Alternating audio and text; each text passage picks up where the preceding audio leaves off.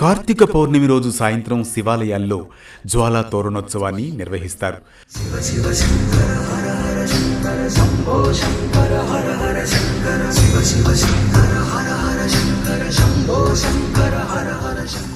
శివాలయంలో 2 కర్రలు నిలువుగా, ఓ కర్రను వాటికి అడ్డంగా పెట్టి కొత్త గడ్డి తీసుకువచ్చి చుడతారు. దీనికి యమద్వారం అని పేరు. ఈ నిర్మాణంపై నెయ్యి పోసి జ్వాల వెలిగిస్తారు.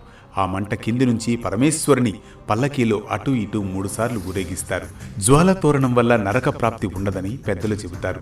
యమలోకానికి వెళ్లిన ప్రతి వ్యక్తి అగ్ని తోరణం గుండా లోనికి వెళతారని ప్రతీతి. పాపాత్మలకు వేసే మొదటి శిక్ష అగ్ని తోరణం. యమలోకంలోకి అడుగు పెట్టకుండా ఉండాలన్నా, ఆ శిక్షల నుంచి తప్పించుకోవాలన్నా పరమేశ్వరుడి అనుగ్రహం తప్పక ఉండాలంటారు. అందుకే కార్తీక పౌర్ణమి రోజున ఎవరైతే యమద్వారం అంటే జ్వాలాతోరణం కింది నుంచి 3 సార్లు అటు ఇటు వెళ్లి వస్తారో వారికి ఆ పరమేశ్వరుని అనుగ్రహం లభిస్తుంది.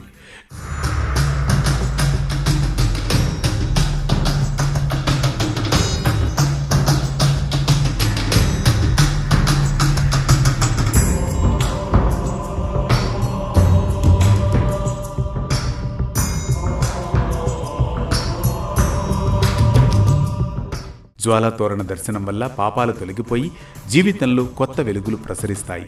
జ్వాలాతోరణ భస్మం ధరిస్తే భూత ప్రేత పిశాచ బాధలన్నీ తొలగిపోతాయి.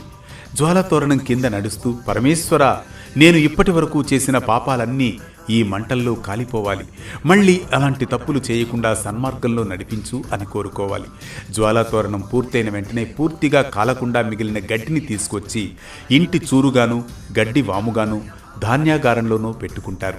దీనివల్ల దుష్టశక్తులు రాకుండా ఉంటాయని నమ్ముతారు. మరో భక్తి రాగం, ధర్మ దీపంతో మళ్ళీ కలుద్దాం. రేపటి పరమాత్మ.